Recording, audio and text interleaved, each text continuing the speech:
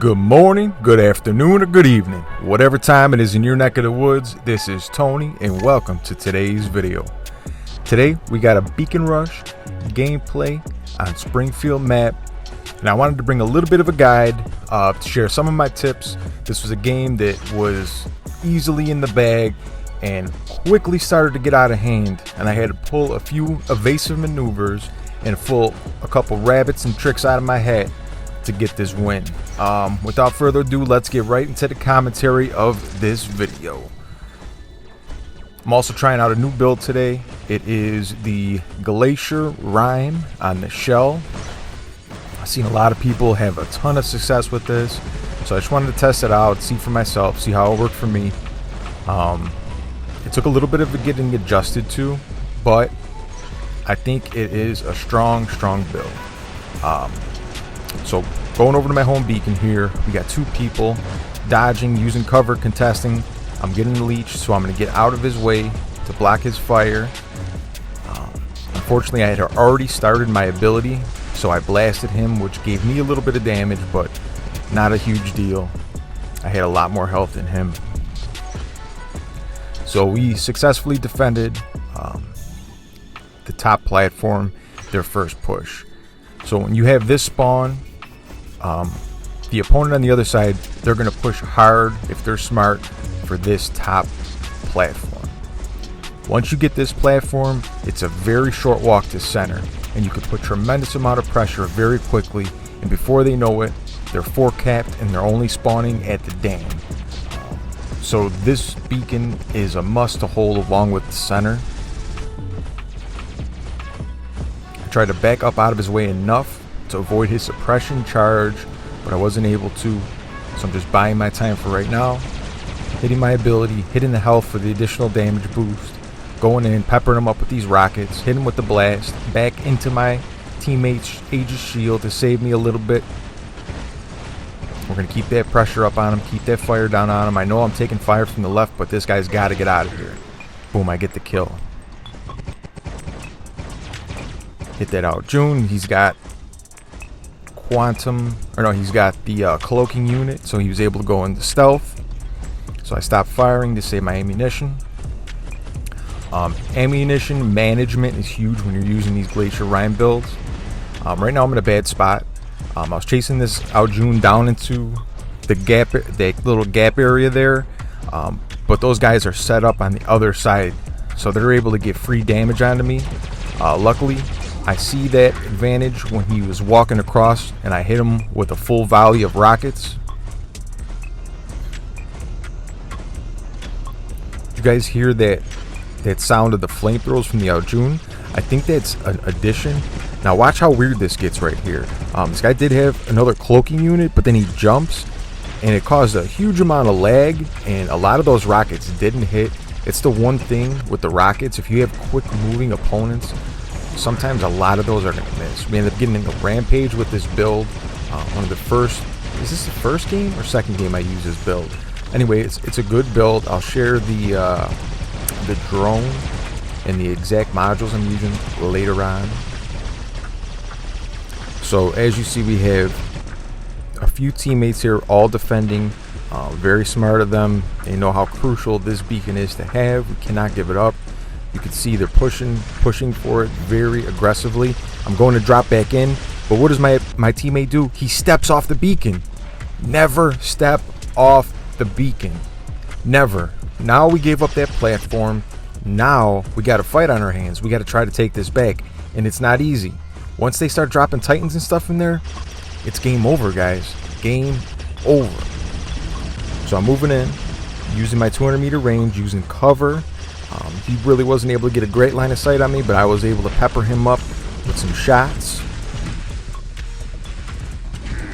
taking him down in good, quick fashion. I'm out of ammo, and I'm suppressed. Trying to let that ammo build up again before I re-engage, using my cover to my advantage. Now I'm going to have to move out of the way because the fire, the stove ability from the kid was starting to burn me up. I need to take this guy out. As you see, that kid is pursuing me right now with his stove ability, and I'm trying to stay just on the outside of it. Okay, his ability is turning on now. When he uses heavy weapon, that means he has more resistance. Don't fight them when they're in that ability. Try to dodge, try to evade, try to take cover, because they have a ton of resistance in there. Once that ability stops and he's not using that alpha weapon any longer, he's very easy to take down. That's why I didn't even bother trying to engage. I was trying to take the regular robots out. I drop in at center because they got a ton of people over there, Titans. So what I'm going to do is I'm going to drop at center.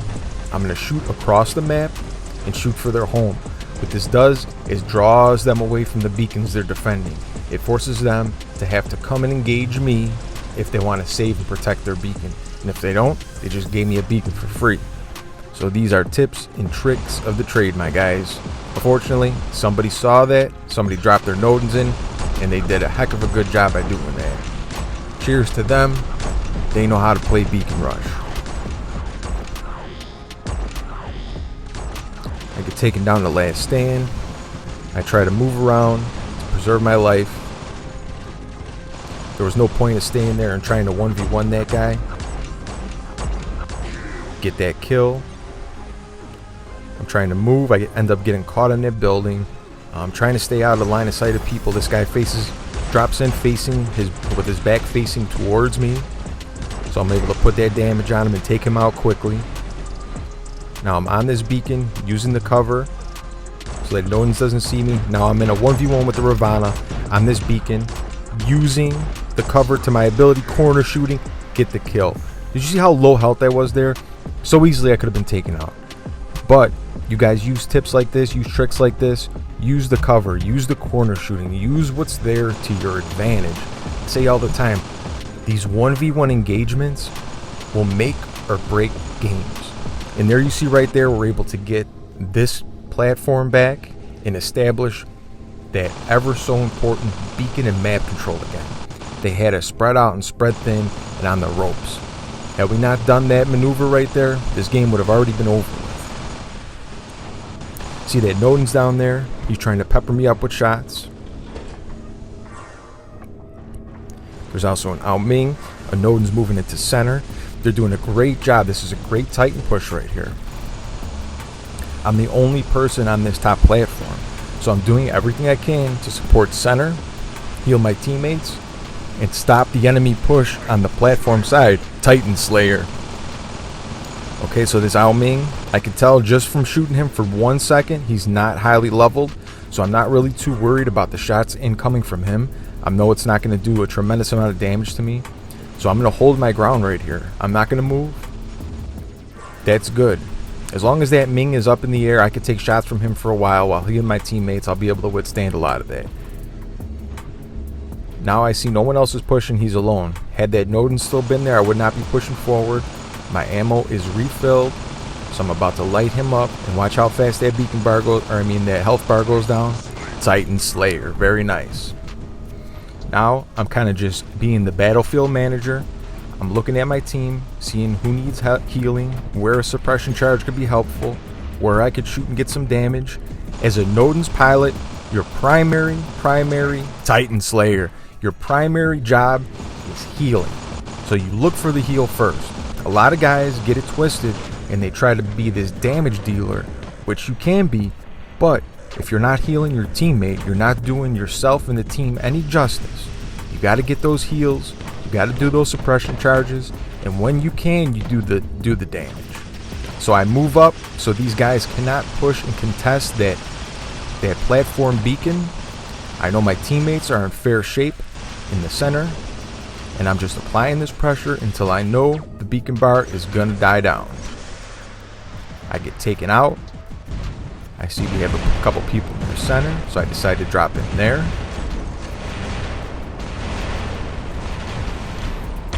Keep my Arthur buddy alive. Take that guy out. Try to take this Scorpion out. He gets the kill, and that is game over, my friends. I appreciate you guys so much. I thank you all for watching the video.